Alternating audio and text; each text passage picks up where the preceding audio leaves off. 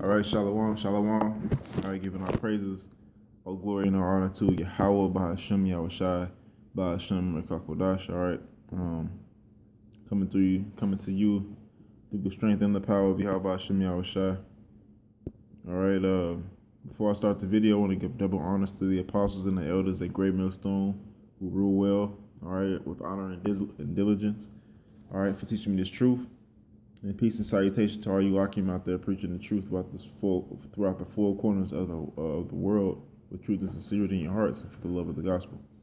All right, it's the brother Shamaria and Montezar. All right, coming to you with another lesson. He was speaking to me about him speaking to his mother, and he was telling her that these people in America, in this country, or Israelites in this land called America, they seek some sort of comfort or a heaven in this society. You know, and I was listening. I was like, man, that's a sit down, because our people seek rest. All right, but when I say heaven, they seek a condition of their life where they can rest easy and don't have to worry about anything. You know, that's what heaven is. Heaven is a condition. So is hell. But they also can be literal things. But we're not getting into heaven and hell. But when I say the word heaven, that Israelites in this society in America today, they want to be in a so-called heaven. They want to be comfortable of any problems and of any anguish, free of any problems, free of anguish, all right, free of any trials or difficulties, basically free of the straits. And these people want to be comfortable. You know? That's right. Did you have something out? Yeah, this is the book of Romans 11:7. He says, "What then? Israel hath not obtained that which he seeketh for." So basically, like what the brother was talking about, what are they looking for, man? You know, mainly our people, and the reason why they're not finding, you know, what they're looking for is because they're looking for the wrong thing.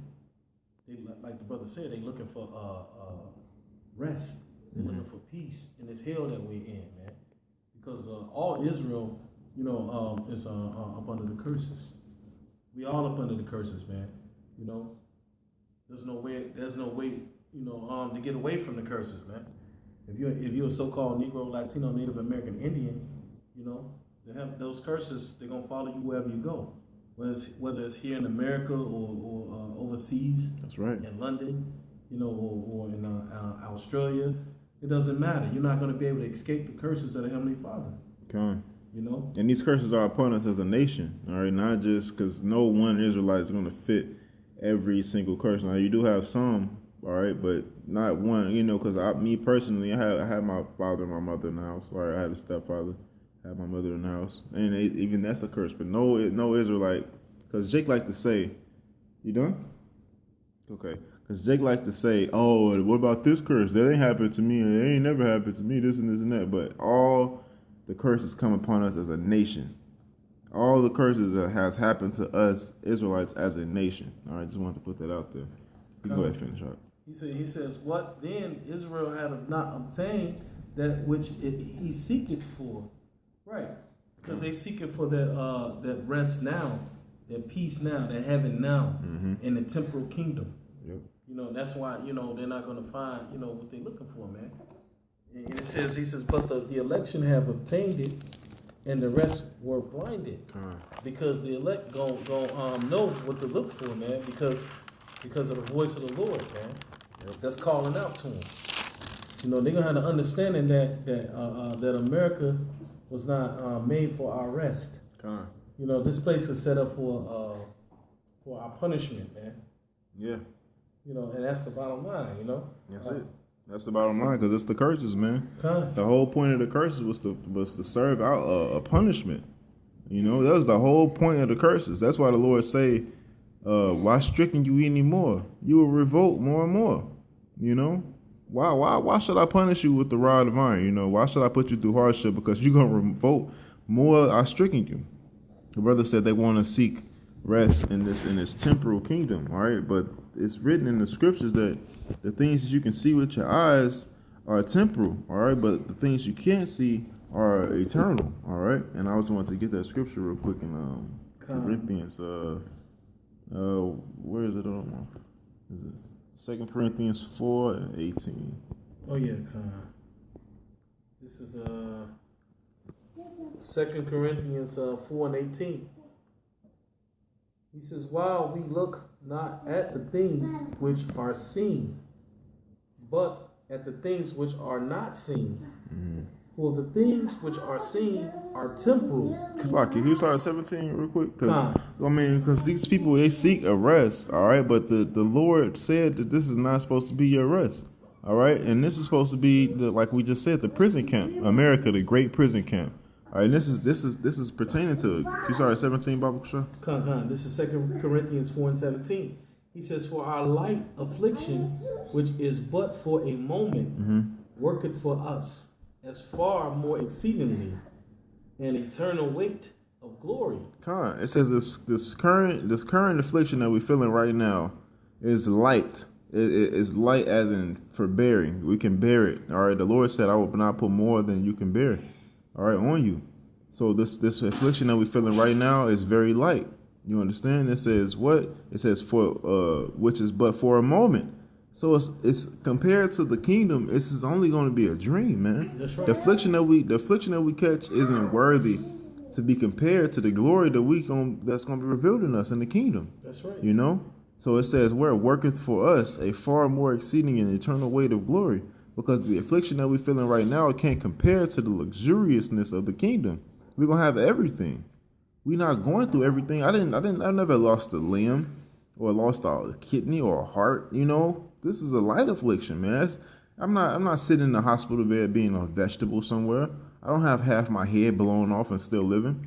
You know, Israelite, man, our people have to get it together, but they won't. They won't get it together until they suffer after death by pain. You know. But the 18, you still in there? I can read it. You can listen. I got it, brother.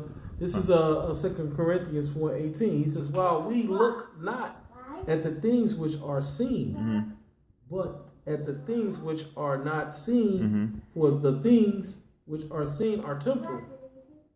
He says, "But the things which are not seen are eternal." And that's the things that's everything that 2/3 of Israel is seeking for, man. Everything that 2/3 of Israel is seeking for is everything that we seeking for, but you looking for it the wrong way. All right, you got to think about it. Us spiritual men, we know that the things we cannot see are eternal. 2/3 of our people are the exact opposite. They're seeking for things eternal that they can see with their own eyes. You know, they think that this America is eternal, it's going to reign forever. You know, that they don't see the end of America, you know. And they think it's going to reign forever, but you can actually see America going down. You have to envision it, you know? Right. Here it is. You have Edomites that can see America's destruction. Right, come. And see, the reason why our people don't want to look at it like that is because they seek that validation, you know, of fitting in. You know what I'm saying? And that's the problem, man. They're trying to find that they peace and they rest. You know, in this wicked society, man. They want to take part of it, man. Because so-called white man, the devil, who the Bible talks about, he makes everything so colorful and he makes everything so look so good. Yeah. You know, so that they easily fooled, man. You know what I'm saying, by these things that the so-called white man, this red Hebrew Edomite, you know what I'm saying, put in front of their face, man. And that's one of the Satan's devices that we're aware of, man. The way he makes things look. He makes things look so glittering and shining like it's gold, but inwardly it's disgusting, and with all the abominations of the heathen, man. It says, while we look not at the things which are seen. See, these people look at the things which are seen and say, oh, it's beautiful, so it has to be good. You know? That's what they say. Right, not realizing that those things are, matter of fact. I was thinking of Jeremiah when it says he has a gold cup. What's that in Jeremiah? I think it's Jeremiah 51 in like around 7 or 6. Jeremiah 51:6, I believe. 51 and 6. Yeah, you can start at 6. It says, "Flee out of the midst of Babylon." Khan, this is on point. "And deliver every man his soul, but be not cut off in her iniquity, for this is not the time of the Lord's vengeance. This is the time, God. Salakia, my bad. He says, for this is the time of the Lord's vengeance. Lord's vengeance. God. He will render unto her a recompense. Guys, bro, in the first it says, flee out of the midst of Babylon, man. What does that mean? It means cut off all of those customs that she has grown you up. All right, Babylon is aka America. I just want to say that because Babylon means confusion. In the land of America, there is nothing but confusion. All right, men trying to be women and women trying to be men. All right, the seasons don't know when to start and when to go away. The birds don't know when to go away. You know, everything's in confusion in America. Food is supposed to be healthy for you, but it's killing you. You know, that's how we know that America is Babylon. And it tells you to flee out of the midst of Babylon, deliver every man his soul. Be not cut off in her iniquity. How can you not get cut off in the iniquity of America? By not practicing the customs of America, by practicing the customs of the Israelites, your own heritage, your own culture. All right? Knowing what is your power. Who is your power?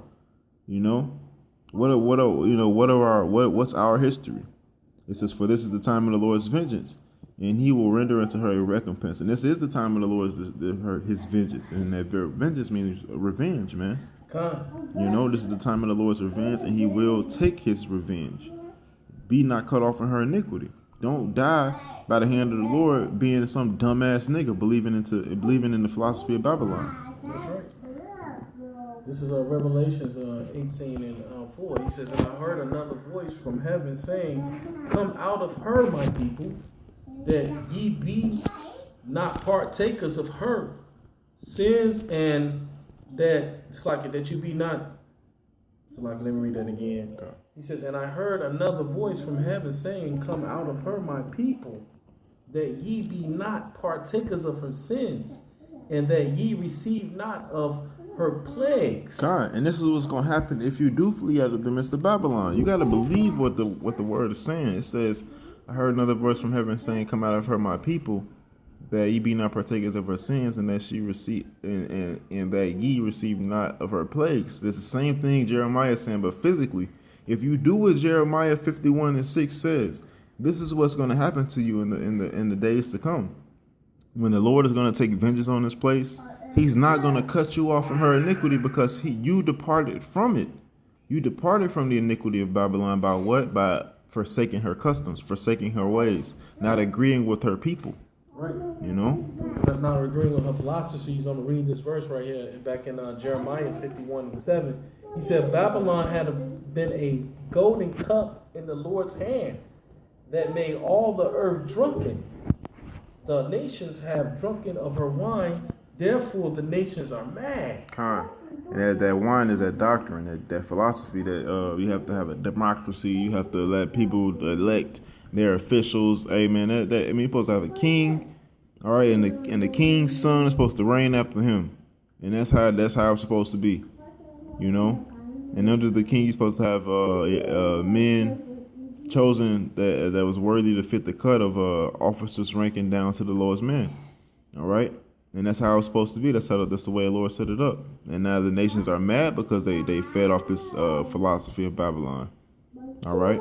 Yeah, come. And that the fact is that the Babylon has been a golden cup in the Lord's hand, is that Babylon has been a very precious thing to the Lord. Not precious as in righteousness, but precious in wickedness. The Lord's is he has a special judgment for America. You know, it's been a golden cup in the Lord's hand. And he made all the earth drunken. You know? It says the nations have, I already read that, but the Babylon has been a golden cup. All right, in Revelations it speaks about a golden cup, and you look within the golden cup, and it was full of abominations. All right? And that's what America is. All right? Because ultimately the Lord owns America. And he's mustering all of these things up for one glorious climax. Right, but because it's part of his sifting process. That's right. You know what I'm saying? America is set up for sifting. You know, really. You know what I'm saying? To see who gonna endure, man. Yep. Even through all the hard times, man. You know, through the trials and tribulations that's coming your way. The Lord will bless you with some great things, man. Yeah. Just to see if you're gonna help him. See if you stay, faithful to him, man. That's right. You know what I'm saying? Because the things of this world temporal things, but the things of this world can get your attention, man. Yeah. And he'll bless you with a nice crib, nice car, badass woman. You know what I'm saying? You can go ahead and close up. You know? I'm going to close up with this real quick. This is on Micah 2:10. He says, rise ye and depart, for this is not your rest, because it is polluted, and it shall destroy you, even with a sore destruction. So yeah, man, this is not your rest. You know, this place was not set up